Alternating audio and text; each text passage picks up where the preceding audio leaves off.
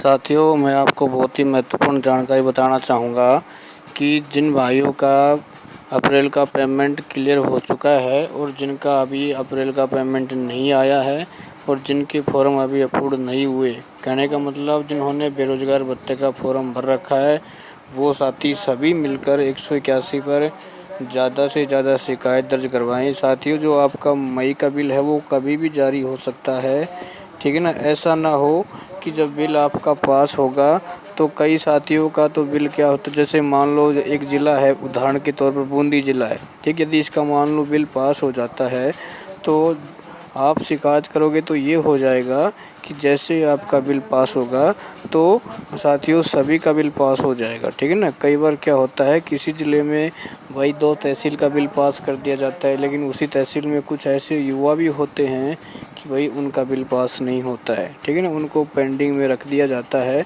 क्योंकि जो बजट आता है उस बजट के अकॉर्डिंग ही बिल पास किया जाता है। जैसे मान लो भाई 2000 कैंडिडेट का जो बिल पास किया गया, ठीक है। जैसे ही 2000 का जो बजट पूरा हो जाता है तो फिर उसके बाद उसका बिल पास किया जाता है, ठीक है ना। तो ऐसा नहीं हो कि आप पेंडिंग में चले जाएं, इसलिए आप सभी 181 पर एक बार फिर शिकायत डाल दें मई के पेमेंट के लिए।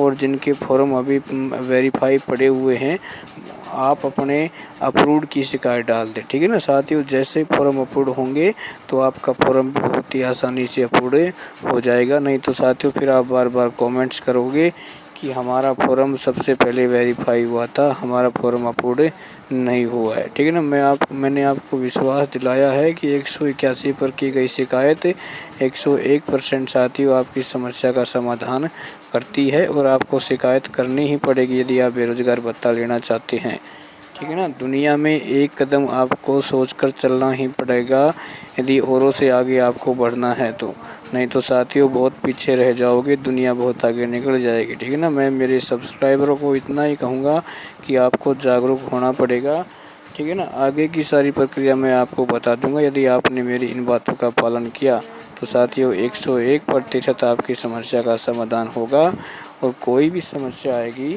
तो आपको झुकने नहीं दिया जाएगा, ये मेरा पूर्ण विश्वास है। चैनल को शेयर करें, सब्सक्राइब करें। जय हिंद, जय भारत, लाइक करें।